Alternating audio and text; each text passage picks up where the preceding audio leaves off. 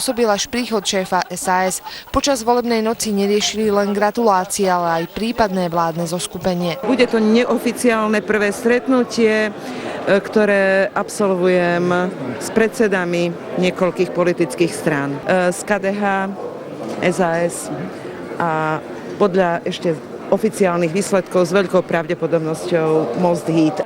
Obe strany majú výhrady voči svojim politickým rivalom. Na volebný neúspech SNS a HZDS reagovali takto.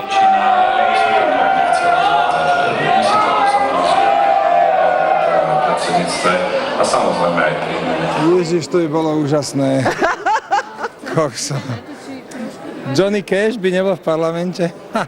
Ríško, drž balónik a čakaj. Držím.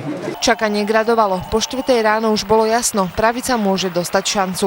Iveta Radičová sa poďakovala za predvolebnú kampaň svojim straníckym kolegom. Dovolte mi z tohto miesta poďakovať predsedovi SDK ODS za obrovskú pomoc v kampani, za jeho nasadenie a za neuveriteľné, nadštandardné, priam neštandardné rozhodnutie odstúpiť z kandidátky tejto strany preto, aby umožnil tejto strane prezentovať riešenia a aby odblokoval neuveriteľné špinavé útoky. Mikuláš Dzurinda z kandidátky odstúpil po útokoch Roberta Fica, ktorý SDKU obvinil z údajného prania špinavých peňazí. Na predstaviteľov SDKU teraz čaká séria neoficiálnych rokovaní, čo konkrétne budú od svojich potenciálnych partnerov žiadať, zatiaľ nechcú komentovať.